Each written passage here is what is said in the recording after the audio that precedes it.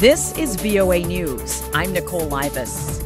U.S. President Donald Trump is stoking new fears over undocumented immigrants just days before next week's national congressional elections and could tighten rules for migrants seeking asylum in the U.S.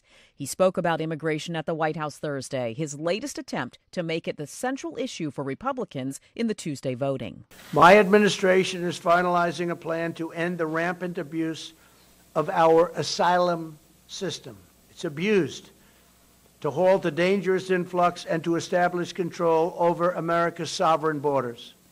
Trump this week has dispatched more than 5,000 troops to the southern U.S. border with Mexico to block a caravan of several thousand migrants. He says they must follow the rules to gain entry. They should turn back now because they're wasting their time.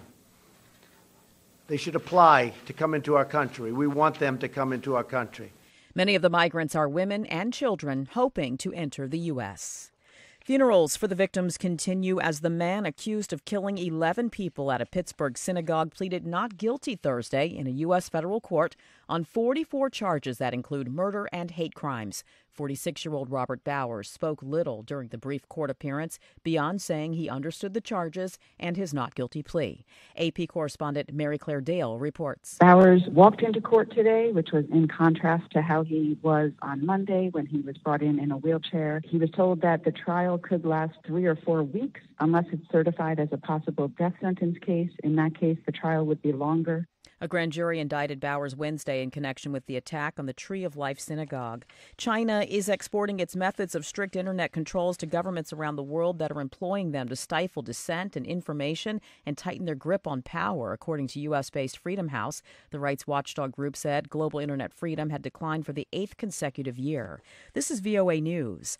Hundreds of Google employees from around the world walked out of the office Thursday in a one-day protest of unequal treatment of minority and female workers.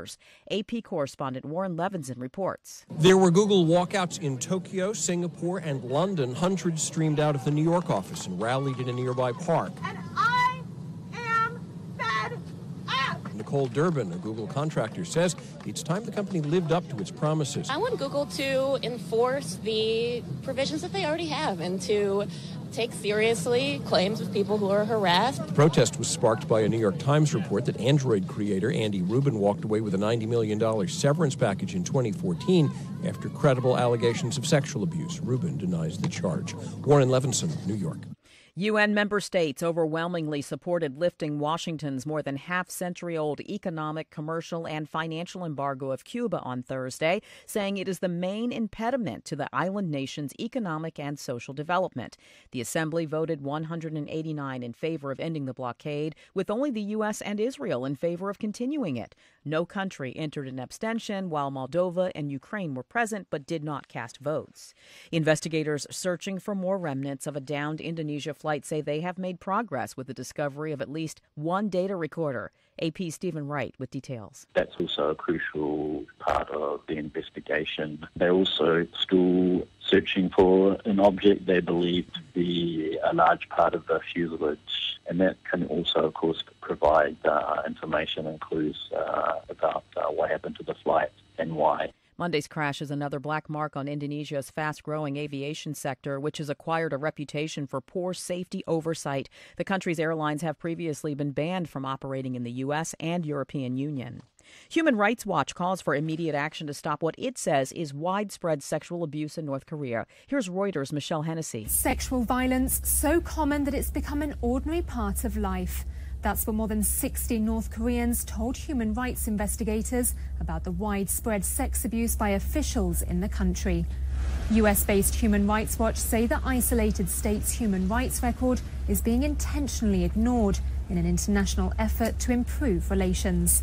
They presented their findings on Thursday, and while the survey's limited in numbers, they said some of the women interviewed didn't understand that coercive sex shouldn't be a part of almost everyday life.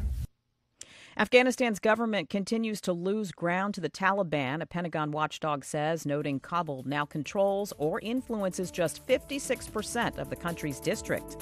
I'm Nicole Livas, VOA News.